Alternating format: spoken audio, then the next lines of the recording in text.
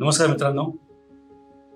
Career driving स्कूलमध्ये आपण जेव्हा वेगवेगळ्या करिअरशी निगडीत वेगवेगळ्या गोष्टींचा विचार करतो, त्याच्यामध्ये अतिशय महत्त्वाची गोष्ट अशी आहे की आपण अभ्यास करत असताना किंवा करिअरमध्ये काम करत असताना यश मिळवण्यासाठी आपण जो विरंगुळा म्हणता येईल किंवा आपण जो टाइमपास म्हणता येईल किंवा आपण जो स्वतःचा मनोरंजन करण्यासाठी काय करतो. काही लोक खेळ खेळतात, काही लोक मूवी बघतात, काही लोक फिरायला जातात, काही लोक मित्रांच्यावर गप्पा मारतात किंवा काही लोक कुकिंग करतात, काही लोक सिंगिंग करतात. असे बरेच प्रकार असू शकतात. याच्यापैकी मला सगळ्यात जो आवडायचा किंवा सध्या आवडतो तो म्हणजे मूवीज, चित्रपट पाहणे. चित्रपट आता हिंदी असतील, मराठी असेल, इंग्लिश असेल, कोणत्याही प्रकारचा चित्रपट. आणि मी हे शाळेत असल्यापासून करतोय. म्हणजे आता हे खूप कमी लोकांना माहिती आहे, 10वीमध्ये असताना मी जवळजवळ 84 ते 90 पिक्चर बघितलं एका शैक्षणिक वर्षामध्ये. याच्यामध्ये इंग्लिश, हिंदी, मराठी तिन्ही पण आले. आणि तेव्हा तिकिटाचा रेट ₹1.5, ₹2, ₹2.5, ₹3 वगैरे असायचा. सांगायचा मुद्दा असा की चित्रपट, आणि तो चित्रपट पाहिल्यानंतर मी बऱ्याच वेळा मला आठवतं, विशेषतः टर्मिनेटर सारखे इंग्लिश चित्रपट पाहिल्यानंतर मी कंटिन्युअस 3 ते 4 तास अभ्यास पण केलेला आहे. ती एक ऑब्झर्वेशन किंवा ती एक एंटरटेनमेंट नंतरचा येणारा तो जो आवेश, जो एनर्जी असते अभ्यास करण्याची, त्याचा मला जास्त फायदा व्हायचा. आणि त्याचंच एक्सटेन्शन मी जेव्हा करिअर ड्रायव्हिंग स्कूलमध्ये काम करतो तेव्हा इतर ज्या गोष्टी आपण सांगतो लोकांना की तुम्ही या गोष्टी करू नका आणि या गोष्टी करा, त्यासाठी जी उदाहरणं देतो आपण किंवा रिअल लाईफ जे प्रसंग आपण सांगतो, त्याच्यापेक्षा मूवी हा खूप चांगला पर्याय असू शकतो. कारण त्याच्यामध्ये आयुष्यातल्या प्रत्येक गोष्टीचा, प्रत्येक प्रकारच्या कॅरेक्टरचा, प्रत्येक प्रकारच्या प्रसंगाचा आणि प्रत्येक प्रॉब्लेमचा, प्रत्येक सोल्युशनचा, प्रत्येक हिरोचा, प्रत्येक हिरोईनचा, प्रत्येक विलनचा, या सगळ्यांचे त्याच्यामध्ये जे इन्सिडेंट्स किंवा प्रसंग आहेत ते सगळे त्यामध्ये कव्हर झालेले असतात. त्यामुळे हे जे मूवी रिव्ह्यूज आहे तो करिअरच्या दृष्टीने करतोय आपण. आणि पहिला जो आहे, मला 100% खात्री आहे की हे जे मूवी आपण बघतो त्याच्यामधून जर आपण काय शिकलो स्वतःसाठी किंवा मी करिअरसाठी म्हणजे फक्त प्रोफेशनल व्यावसायिक करिअरसाठी म्हणत नाही, पर्सनल करिअर सुद्धा, जर काही गोष्टी आपण यांच्यापासून शिकू शकलो तर 100% आपल्याला त्याचा फायदा होईल आणि करमणूक पण होईल. म्हणून हा मूवी रिव्ह्यूचा घाट आपण घालतोय. त्याच्यामध्ये हिंदी, मराठी, इंग्लिश जे काही मूवीज येतील ज्याच्यापासून आपल्याला करिअरबद्दल काहीतरी जाणता येईल किंवा ओळखता येईल असे आपण सगळे कव्हर करण्याचा प्रयत्न करणार आहोत.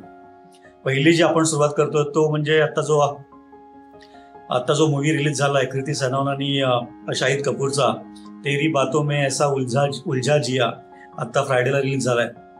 त्याच्याबद्दल थोडंसं आपण जाणून घेऊया. आता ही बेसिकली अतिशय बेसिक स्टोरी आहे आणि याचा करिअरशी खूप निकटचा संबंध आहे. हा करिअरशी संबंध तो आपण सेकंड हाफमध्ये बघूया. सुरुवातीला फक्त मूवीबद्दल थोडंसं रिव्ह्यू म्हणतो, म्हणजे आपण मूवीबद्दल थोडं सांगितलं पाहिजे. तर बेसिकली याचा जो थीम आहे, प्लॉट आहे, तो असा आहे की शाहिद कपूर हा जो हिरो आहे, आर्यन अग्निहोत्री, हा एक IT इंजिनियर आहे किंवा प्रोग्रॅमर आहे, रोबो प्रोग्रॅमिंग करतो तो. आणि त्याची जी मावशी आहे उर्मिला शुक्ला, तिचा अमेरिकेमध्ये ई रोबोटिक्स नावाची कंपनी. तर या चित्रपटाचा गाभा असा आहे की हा जो IT प्रोग्रॅमर आहे किंवा रोबोटिक प्रोग्रॅमर आहे आर्यन, तो एका रोबोशी लग्न करायचा प्रयत्न करतो किंवा तसा त्या दृष्टीनं म्हणजे बेसिक हा जो ह्युमन आणि रोबो, HRC आणि HRI जे म्हणतो आपण, ह्युमन रोबो कोलॅबोरेशन आणि ह्युमन रोबो इंटरॅक्शन, जे टेक्निकल टर्म्स आहेत त्याच्या संबंधीचा हा चित्रपट आहे. अगदी रॉमकॉम जॉनरमधला हा आहे. व्हॅलेंटाईन डेच्या आठवड्यामध्ये त्याने त्याला लॉन्च केलेला आहे. आज संडे आहे, म्हणजे जवळजवळ त्याने 20 करोड कव्हर केलेले आहेत. म्हणजे बेसिकली लोकांना चित्रपट आवडतोय. एक लव्ह स्टोरी असते तर त्याच्या मागचा जो आपल्यासाठी करिअरच्या दृष्टीने महत्त्वाचा आहे, तो लव्ह स्टोरीमध्ये जे इश्यूज आहेत, जे ऑपॉर्च्युनिटीज आहेत, जे बॅकग्राऊंड आहे, त्याचा आपण त्याला काय आपण त्याच्यापासून करमणुकी व्यतिरिक्त आणि काय समजून घेऊ शकतो. तर बेसिक याचे प्लॉट असा आहे, बेसिकली हा जो आर्यन अग्निहोत्री आहे, हा जसं बोललो IT प्रोग्रॅमर आहे आणि त्याची आंटी उर्मिला त्याला अमेरिकेला बोलवते. आणि हा आर्यन स्वतःचं टेक्निकल बेस एस्टॅब्लिश करण्यासाठी काहीतरी सेंटर ऑफ ग्रॅव्हिटी वगैरे असं आणि इनर्शिया वगैरे असं काहीतरी बोलतो सुरुवातीला, जे मला काय अजून समजलं नाही. तर तो अमेरिकेला जातो बेसिकली. आणि अमेरिकेला गेल्यानंतर आता एक पॅरलल ट्रॅक आहे. जी उर्मिला आहे त्याची आंटी, त्याने एक रोबोवरती काम करते जो आपल्या पेशंटसाठी किंवा मानवी आयुष्यामध्ये एका माणसाला असिस्टंट म्हणून काहीतरी काम करू शकेल किंवा मदत करू शकेल. आता यासाठी जे कॉग्निटिव्ह बिहेवियर आहे किंवा इंटेलिजन्स आहे किंवा फिजिकल मुवमेंट्स आहेत, कायनेटिक आणि कायनेस्थेटिक मुवमेंट, त्याच्यामध्ये पण त्यांनी खूप, तो नंतरचा गोष्ट आहे त्यांना. तर ही उर्मिला जी आहे तिला एक असा रोबो करायचा असतो तयार, असिस्टंट, जो माणसाला मदत करेल दैनंदिन आयुष्यामध्ये. आणि तिने ते एक मॉडेल तयार केलेलं असतं, त्याचं नाव असतं सिफ्रा, म्हणजे super intelligent female robo automation. हा लॉंग फॉर्म जरी तद्दन फिल्मी असला तरी पण सिफ्रा ह्या त्या हिरोईन त्या रोबोचं नाव आहे ज्याचं काम कृती सनोनने याच्यामध्ये केलेलं आहे. तर सिफ्रा जेव्हा हा आर्यन जातो अमेरिकेमध्ये त्या आंटीकडे उर्मिलाकडे, ती आंटी अतिशय सोयीस्करपणे तो तिथे आल्यानंतर त्याच्या घरामध्ये त्याला राहायला देते आणि बेल्जियमला मीटिंगसाठी निघून जाते. त्याचा उद्देश असा असतो की ही जी सिफ्रा आहे, जो रोबो आहे, बेसिकली इंटेलिजंट रोबो आहे, त्याचं डेमो किंवा त्याचं जो इव्हॅल्युएशन आहे, उर्मिलाचा हेतू हा आहे की या सिफ्राचं इव्हॅल्युएशन किंवा डेमो, ते मशीन, तो रोबो कसा चालतो, तो कसा इंटरॅक्ट करतो, तो लक्षात येतो का, त्याच्या मुवमेंट्स किंवा त्याच्या किती सिमलेस आहेत, त्याच्या रिॲक्शन्स आणि त्याचे इमोशन, त्याचं स्कॅनिंग, सेन्सिंग. तर ते सगळं बनण्यासाठी तिचा असा हेतू असतो की आर्यन ते सगळं टेस्ट करेल स्वतः त्याच्याबरोबर राहून, आणि मग त्याच्यानंतर ती परत आल्यानंतर सांगेल की हा एक रोबो होता आणि प्रॉडक्टबद्दल काही इव्हॅल्युएशन, काही टिप्स, काही फीडबॅक, काही इम्प्रूव्हमेंट असतील तर सांग. आता हे असं होतं की आता हिरो असल्यामुळे तो उर्मिला जाते, म्हणजे उर्मिला आंटी जातात बेल्जियमला, आणि हा आरू जो आहे तो त्या रोबोबरोबर तिकडे राहतो त्याच्या उर्मिलाच्या घरामध्ये, आणि मग नेहमी हिरो करतो ते सगळं सोपस्कार पूर्ण पडतात. मग ती जी सिफ्रा आहे ती त्याला कॉपी करून देते व्यवस्थित, कारण उर्मिलाने या आरूचे जे लाईकिंग आणि डिसलाईक्स आहेत ते ऑलरेडी सेट केलेले आहेत किंवा प्रोग्राम केलेले आहेत सिफ्राच्या मायक्रो प्रोसेसरमध्ये. त्यामुळे सिफ्राला हे माहिती आहे की याला काय आवडतं, याला काय आवडत नाही वगैरे. त्यामुळे ती सगळी कुकिंग करते, कॉफी करते, हे करते, ते करते, सगळं करते. आणि हा बेसिकली आरू जो आहे तो थोडासा आश्चर्यचकित होतो की ही सच आयडियल कंडिशन कशी काय, हिला सगळ्या भाषा बोलता येतात, कुकिंग करता येतं, राग येत नाही वगैरे वगैरे वगैरे. आणि मग तो तिला फिरायला वगैरे जातो बाईकवर. आता तो बाईकवर फिरायला जाताना एक गाणं वगैरे आहे, तिकडे हेल्मेट न घालता फिरत होता. असं नाही करायचं, आपण हेल्मेट घातलं पाहिजे. तर हे सगळं तो आल्यानंतर दुसऱ्या दिवशी सकाळी जेव्हा तो ऑमलेट वगैरे काहीतरी करत असतो तिच्यासाठी, सिफ्रासाठी ब्रेकफास्ट तयार करत असतो, तेव्हा तिची आंटी माघारी येते आणि ती त्याला सांगते की हा एक रोबो आहे. आणि त्याला आश्चर्याचा धक्का बसतो आणि त्याला असं वाटतं की अरे हे आपल्याला सांगितलंच नाही त्यांनी. आणि तोपर्यंत तो इमोशनली इन्व्हॉल्व पण होतोय. HRI किंवा HRC म्हणतो आपण, human robo collaboration, human robo interaction, हा जे टेक्निकल प्रकार आहेत त्याच्यामध्ये आहेत. किंवा वेन एक माणूस, एक ह्युमन बिंग जेव्हा इंटरॅक्ट करेल रोबोशी, तेव्हा ते सिमलेस कसं होईल, thought process, movements, self help, collaboration, त्यासाठी हा सगळा प्रकार आहे. आणि एकंदरीत आत्तापर्यंतच्या स्टोरीनं असं जाणवतं आपल्याला की उर्मिला मावशींनी जे तयार केलेलं आहे रोबो, तो अतिशय उत्कृष्टपणे चाललेला आहे. तर मग हे तो आरूला हे समजल्यानंतर त्याला धक्का बसतो आणि तो मावशीवर रागवतो वगैरे. तो परत येतो इंडियामध्ये. तो म्हणतो मी परत चाललोय, मला हे माझा थोडंसं आय एम फिलिंग एम्बरेस्ड. आणि तो मागे गेल्यानंतर मग तिची सिफ्राची आठवण काही जात नाही वगैरे वगैरे. तोपर्यंत उर्मिला आंटी तिकडे पुढचे इम्प्रूव्हमेंट्स करत राहते. तर अशाच एकदा फोनवर बोलत असताना हे जे आरू आहे तो त्याला उर्मिला आंटी सांगते की मी याचं इव्हॅल्युएशन, बाकीचं जे इव्हॅल्युएशन आहे ते दुसऱ्या कोणाला तरी कॅन्डिडेटकडून कुठल्या तरी इव्हॅल्युएटरकडून करून घ्यायचा विचार करते. तेव्हा त्याला असं वाटतं की अरे दुसरीकडे पाठवण्यापेक्षा आपणच करूया. मग तो उर्मिला आंटीला कन्व्हिन्स करतो की तुम्ही Indian version, Indian surroundings, Indian culture, Indian सेटिंग्समध्ये तिचं इव्हॅल्युएशन करा सिफ्राचं. म्हणजे Indian family, joint family, Indian culture वगैरे, कॉस्ट्युम्स वगैरे जे प्रकार आहेत त्याच्यामध्ये तिचं इव्हॅल्युएशन केलं तर ते आणि चांगलं होईल, असं तिला उर्मिलाला तो कन्व्हिन्स करतो, उर्मिला आंटी आणि डिम्पल कपाडिया म्हणजे. आणि कन्व्हिन्स करतो आणि तिला ते सिफ्राचे मॉडेल आहे रोबो म्हणजे कृती सनॉन, ही इंडियामध्ये तिला पाठवलं जातं. मग तिकडे थोडे जोक वगैरे होतात. सिफ्रा इकडे आल्यानंतर धर्मेंद्र जे आहेत ते आरूचे आजोबा आहे दाखवले त्या पिक्चरमध्ये, आणि राकेश बेदी जे खूप चांगले कलाकार आहेत ते आरूचे वडील आहेत. तर ती चांगली एक टिपिकल फॅमिली, इंडियन फॅमिली, सगळं बँटर, हसी मजाक वगैरे चालू असतो. आणि हळूहळू हा सिफ्रा आणि आरू एकाच घरामध्ये राहत असतात, एक रोबो, पण ते बाकी कोणाला लक्ष येत नाही. मग आरूला असं वाटतं की अरे पण हिच्याबरोबर लग्नच केलं तर काय होईल. आता इकडे पण हे ह्युमन रोबो कोलॅबोरेशनचा जो इश्यू आहे तो इथून सुरू होतो. तर ते स्किनचा टच किंवा सेन्स किंवा फील किंवा ब्रीदिंग किंवा बाकीचे जे ह्युमन बिंगचे जे कॅरेक्टरिस्टिक्स आहेत ते एकंदर त्या रोबोमध्ये इम्प्लाय करणं, इन्स्टॉल करणं आणि मेंटेन करणं आणि मॉनिटर करणं आणि सिंक्रोनाइज करणं हा खूप कॉम्प्लेक्स विषय आहे, जो चित्रपटामध्ये दाखवला तेवढा सोपा नसतो. तो मी प्रोडक्शन इंजिनियर असल्यामुळे मला याची खूप चांगली कल्पना आहे आणि आम्हाला रोबोटिक्स होता थर्ड इयरला. त्यामुळे हे सगळं जे आहे तो फॅमिलीला सांगतो की अरे मैं एक लडकी ढूंढ के लाया हूं. फॅमिली खूप उत्साही आणि आनंदी होते आणि त्यांचे ते एंगेजमेंट वगैरे सगळे सोपस्कार होत असताना अचानक एके दिवशी, आता आत्तापर्यंत सिफ्राने जे परफॉर्मन्स दिलेला आहे, म्हणजे एक रोबो जो परफॉर्म देतो कृती सनॉनची कॅरेक्टर, तो as a robo, as a item, as a evaluation model तो खूप चांगला परफॉर्म करत असतो आणि त्याला चार्जिंग करावं लागतं. त्यामुळे त्यातून थोडेसे हास्य मजाक होतात आणि एके दिवशी ती त्या मला वाटतं लग्नाच्या दिवशी ती स्वतःला चार्ज करत असताना कोणतीला त्याला पाहत आणि बाकीचे लफडे होतात सगळे. त्यानंतर लग्ना दिवशी ती चार्ज करत असताना इलेक्ट्रिक इम्पल्स येतो किंवा सर्ज येतो, त्याच्यामुळे तिचं जे मदरबोर्ड आणि ते प्रोसेसिंग पॉवर सगळा तो रिसेट होतो किंवा ब्लँक होतो. आणि रिसेट झाल्यामुळे तिच्या आधी इनकम्प्लीट टास्क जे होते, आता सिफ्राला जेव्हा एक ॲडमिन काही टास्क सांगतो त्याच्या आधीच्या काळामध्ये आणि तो नंतर कॅन्सल करतो, ते सगळे टास्क तिने सेव्ह केलेले आहेत डिलीटेड बॉक्समध्ये किंवा अनकम्प्लीट बॉक्समध्ये, फोल्डरमध्ये. ती जेव्हा रिसेट होते, हे चार्जिंगमध्ये इश्यू असल्यामुळे आणि व्होल्टेज फ्लक्च्युएशनमुळे हे ती आणि इनकम्प्लीट टास्क स्वतःहून करायला लागते. उदाहरणार्थ पोलीसमध्ये जाऊन कंप्लेंट करणं किंवा ते एका मुलाला वरून टाकण्याचं धमकी देणं वगैरे, अक्षरशः टाकणं वगैरे या गोष्टी. आणि याच्यातून थोडीसा फास्ट तयार होतो जो बॉलिवूड मूवीला लागतोच.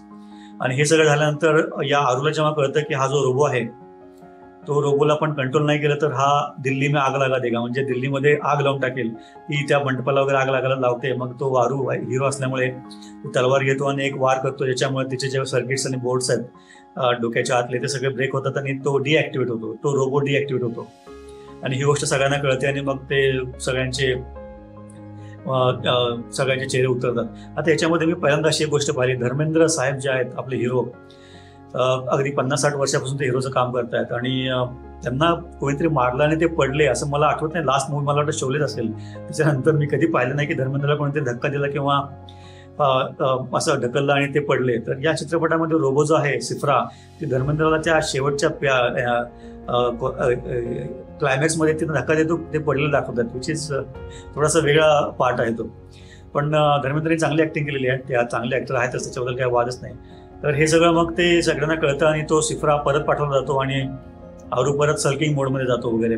आणि मग तिकडे गेल्यानंतर उर्मिला मावशी ज्या आहेत त्या सिफ्राचं मॉडेल 2.0 लॉन्च करतात आणि त्याचं इव्हॅल्युएशन वगैरे चालू झाल्यानंतर जेव्हा सिफ्रा 2.0 जेव्हा ते लॉन्च करतात प्लॅटफॉर्मवरून, तेव्हा आपला आरू तिकडे उभा असतो आणि तिकडे एक जिया नावाची जी गेस्ट अपीअरन्स आहे कपूर, या जान्हवी कपूर यांचा, तर ती जिया जेव्हा आरूशी बोलत असते तेव्हा तो जो सिफ्रा 2.0 आहे, जो रोबो आहे, त्याच्यामध्ये इमोशन्स किंवा फिलिंग नसल्या पाहिजेत, ती जेलस होते या दोघांना बोलताना पाहून असं दाखवलं. आणि हा एंड आहे, म्हणजे थोडक्यात 2.0 तेरी बातों ने ऐसा उलझा जियाचा 2.0 ची ही सुरुवात आहे असं म्हणता येईल. त्यांनी एक ओपन वे ठेवला आहे दुसऱ्या सिक्वेलसाठी.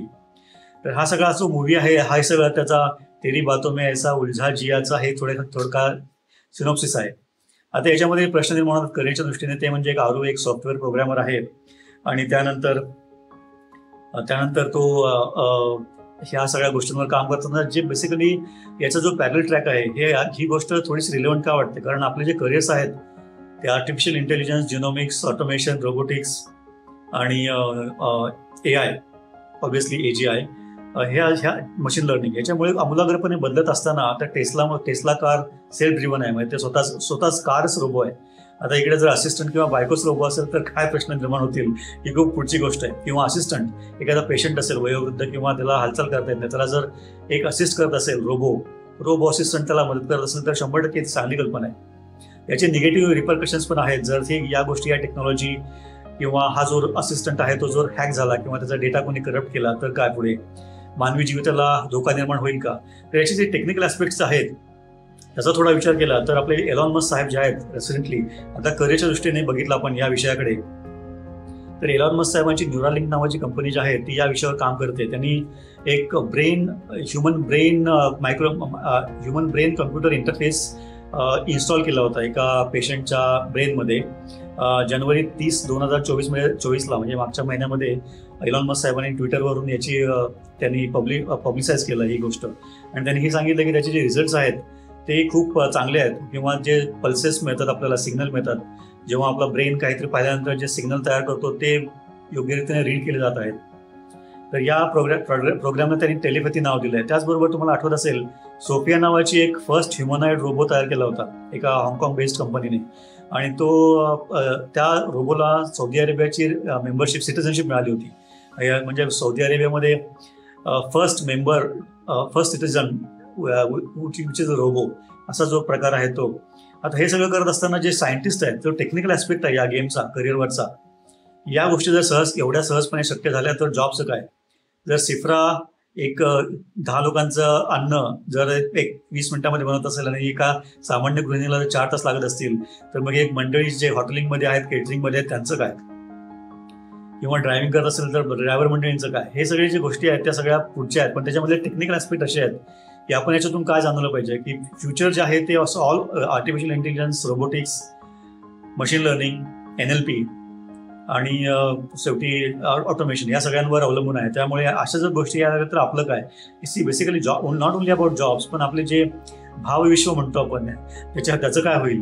तर याच्यामध्ये जे टेक्निकल लोक, सायंटिस्ट लोक काम करतात, त्यांनी 4 एरिया त्यांनी आयडेंटिफाय केले ज्याच्यामध्ये कामाची खूप गरज आहे. Mechanical issues, AI issues, interface issues आणि NLP इश्यूज. म्हणजे काय?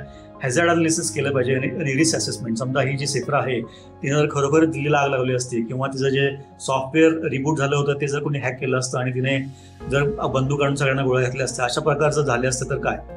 त्यानंतर कॉग्निटिव्ह वर्कलोड आणि मेंटल स्ट्रेस. एक प्रोसेसर जो आहे, आता ह्युमन ब्रेन जो आहे तो अगदी हजारो वर्षांपासून सेमच आहे, पण त्याची काम करण्याची प्रगती जी आहे ती आता फाट आहे. म्हणजे मी एका मागच्या ब्लॉगमध्ये लिहिलं होतं की 300-350 वर्षापूर्वी एक माणूस जो आहे तो अतिशय विद्वान माणूस, पण एका दिवसाला 1 GB एवढी प्रोसेसिंग करायचा डेटा. आता तो माणूस जवळजवळ 74 GB एका दिवसाला प्रोसेस करतो. म्हणजे मानवी ब्रेन तोच राहिलाय, पण त्याची प्रोसेसिंग कॅपॅसिटी 50-100% वाढलेली आहे. मग हे जे याचं जर आपल्याला क्लोन करायचं असेल रोबोमध्ये, तर त्यासाठी काय काय प्रोसेसिंग लागेल? त्याच्या हीट जनरेशन, एनर्जी युटिलायझेशन, या सगळ्या गोष्टी, या सगळ्या हार्डवेअर सॉफ्टवेअर कोऑर्डिनेशन, कॉम्बिनेशन, या सगळ्या गोष्टी आणि त्याचे कॉग्निटिव्ह, ह्या सगळ्या गोष्टी करून एक प्रोग्रामिंग नाही, त्याच्यामध्ये इमोशन्स आल्या पाहिजेत, सिम्पथी आली पाहिजे, एम्पथी आली पाहिजे. त्यानुसार त्यांचे जे हार्डवेअर आहे, बेसिकली हार्डवेअरच्या मुवमेंट्स या सडन नसून, त्या रोबोटिक नसून त्याच्यात स्मूथ झाल्या पाहिजेत, ट्रान्झिशन जे आहे ते. ह्या सगळ्या गोष्टी, याच्यावर काम. एर्गोनॉमिक्स, तो माणसासारखाच का दिसला पाहिजे. काही आपण पाहिलेत, काही कुत्र्यासारखे दिसणारे रोबो पण जपानने तयार केले जे आर्मी पण वापरते. अशा गोष्टी, एर्गोनॉमिक्स पण अतिशय महत्त्वाचं आहे. आता या पिक्चरमध्ये कृती सनॉन ही रोबो दाखवल्यामुळे स्किनचं टेक्स्चर, त्या मुवमेंट्स, ती ब्रिदिंग, त्या सगळ्या गोष्टी, हे सगळं सांगायचा मुद्दा असा की एवढ्या सोप्या नाही आहेत त्या.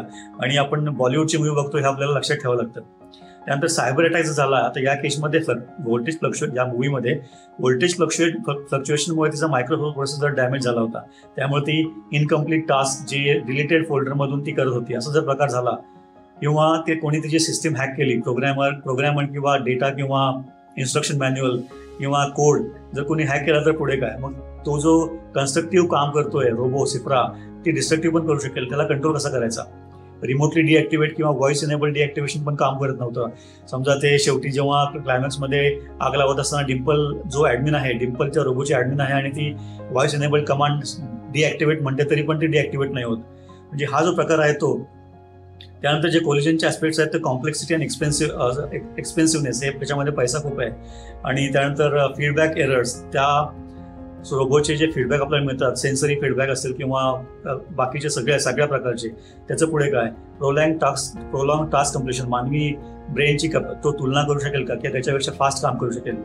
आणि त्यानंतर ह्युमन अनप्रेडिक्टेबिलिटी आणि व्हेरिएबिलिटी, त्या रोबोमध्ये आपण इन्स्टॉल किंवा इम्प्लिमेंट कशी करायची, त्यांना कसं समजेल की हा माणूस आता पुढचे, कारण हे सगळं अल्गोरिथम असेल तर, आणि मानवी स्वभाव जो आहे तो अतिशय कोणावर कधी विश्वास ठेवता येत नाही, तो पुढच्या क्षणाला काय करू शकेल याचं परम्युटेशन कॉम्बिनेशन करणं, इतपत प्रोसेसिंग आणि इतपत instant reaction, instant processing, instant response, हे सगळं होऊ शकेल. गोष्टी त्या चित्रपटामुळे पुढे आलेल्या आहेत.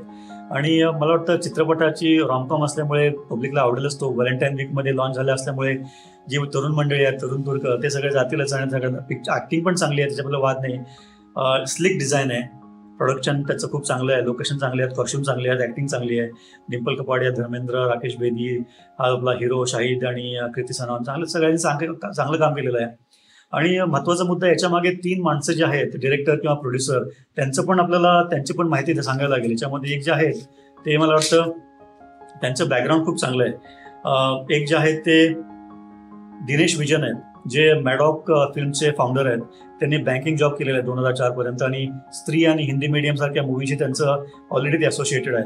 त्यानंतर ज्योती देशपांडेच्या प्रोड्युसर आहेत, ज्या वायकॉम 18 जी कंपनी आहे त्याच्या CEO आहेत. आणि त्या आधी ग्रुप CEO होत्या इरॉस इंटरनॅशनलच्या. म्हणजे या फील्डमधली सगळी माणसं आहेत. आणि जे लक्ष्मण उतेकर आहेत, त्यांनी फिल्म मेकर, सिनेमॅटोग्राफर आणि हिंदी आणि मराठी चित्रपटामध्ये त्यांनी चांगलं काम केलेलं आहे. उदाहरणार्थ खन्ना और आयर, नीला, इंग्लिश, टपाल, डिअर जिंदगी, हिंदी मीडियम, लालबागची राणी, लुका छिपी, जरा हटके जरा बचके, मिमी, 102 नॉट आउट आणि आता तेरी बातों में ऐसा उलझा जिया. तर ही सगळी क्वालिफाईड माणसं, क्वालिफाईड मंडळीने एका चांगल्या विषयावर काम केलंय. आता आपण मूवी रिव्ह्यूसाठी करतो की करिअर दृष्टीने आपण काय विचार केला पाहिजे. हे जर ह्युमन इंटरॅक्शन वाढत गेले, HRC HRI किंवा ह्युमन रोबो कोलॅबोरेशन आणि ह्युमन रोबो इंटरॅक्शन मध्ये जर चांगली प्रगती झाली आणि एवढ्या सगळ्या स्मूथ मुवमेंट होत असतील आणि स्किनचं टेक्स्चर मॅच करण्या इथपर्यंत जर हार्डवेअर आपल्याला मिळत असेल आणि त्याचे सेन्सर तेवढ्या इफिशियंटली काम करणार असतील आणि ते एवढ्या रिस्पॉन्सिव्ह असेल तर खूपच छान. भविष्यामध्ये आपली जी जॉबची आहे, आपण काय करायचं, माणसाने काय करायचं, रोबोनी काय करायचं, याच्यामधली लाईन खूप थिन होत जाईल आणि त्याच्यावर मात करण्यासाठी करिअर ड्रायव्हिंग स्कूल आपल्याला करावंच लागेल. कारण ह्युमन बेसिक स्किल्स किंवा ह्युमन जे सायकोलॉजी किंवा स्किल्स आहेत त्याला robo creativity for example, innovation for example, emotions for example, decision making for example, या सगळ्या ज्या गोष्टी आहेत त्याला बरोबरी करण्यासाठी रोबोला काही दिवस लागतीलच. आता याच्यामध्ये पॅरलल युनिव्हर्समध्ये इंग्लिश मूव्हीजमध्ये पण खूप चांगलं काम केलेलं आहे. टर्मिनेटर असेल, आय रोबो असेल, तेरी बातों में ऐसा उलझा जिया चांगली मूवी आहे आणि करिअरच्या दृष्टीने पण विचार करण्यासारखी मूवी आहे. आणि सगळ्या आपल्या आयुष्यामध्ये पुढे 5, 10, 15 वर्षामध्ये या सगळ्या गोष्टी येणार आहेत, आपल्याला त्या बघावं लागणार आहेत. त्यामुळे रॉमकॉम असला काय किंवा फक्त कमर्शियल असला काय, फक्त टेक्निकल असला काय, प्रोफेशनल असला काय, एक चांगला विषय आहे. धन्यवाद.